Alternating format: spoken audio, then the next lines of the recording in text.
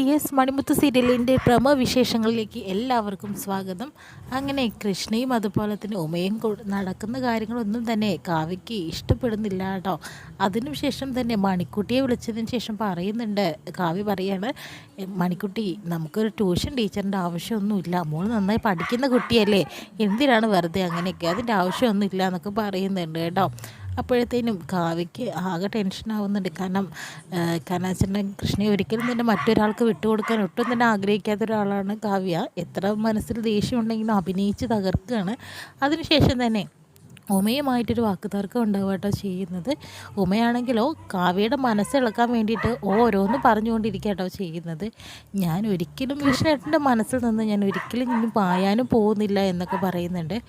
അങ്ങനെയൊന്നും ചെയ്യാനായിട്ട് പാടില്ല എന്നും കാവ്യ പറയാട്ടോ ചെയ്യുന്നു. അതിന് നിനക്കെന്താ എന്ന് പറയുമ്പോൾ, ഞാൻ കൃഷ്ണയെ എപ്പോഴും സ്നേഹിക്കുന്നു എന്ന് ഒറ്റ പറച്ചിലാണ് കേട്ടോ.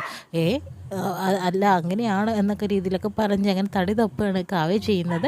അതിനുശേഷം തന്നെ ബാത്റൂമിലത്തെ രംഗങ്ങളൊക്കെ കാണിക്കുന്നത് കേട്ടോ. ബാത്റൂമിൽ ഉമ തടഞ്ഞ് കൃഷ്ണയുടെ ദേഹത്തേക്ക് വീഴുന്നു. ഇതെല്ലാം തന്നെ കണ്ടുകൊണ്ട് നിൽക്കുകയാണ് കാവ്യക്കാണെങ്കിൽ ഒട്ടും സഹിക്കാനായിട്ട് പറ്റുന്നില്ല.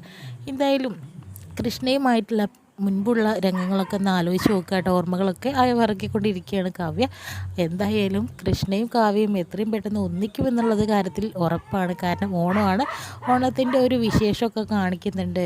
മണിക്കുട്ടി പൂക്കളം ഇടുന്നുണ്ട്, അതുപോലെ തന്നെ ഉമ പുറകിലുമുണ്ട്. കാവ്യയും അതുപോലെ തന്നെ കൃഷ്ണയും കൂട്ടിക്കൊണ്ട് വരുന്നതായിട്ടൊക്കെ കാണിക്കുന്നുണ്ട് കേട്ടോ. ഇത്രയും കാണിച്ചുകൊണ്ടാണ് ഇന്നത്തെ പ്രമോ വിശേഷങ്ങളൊക്കെ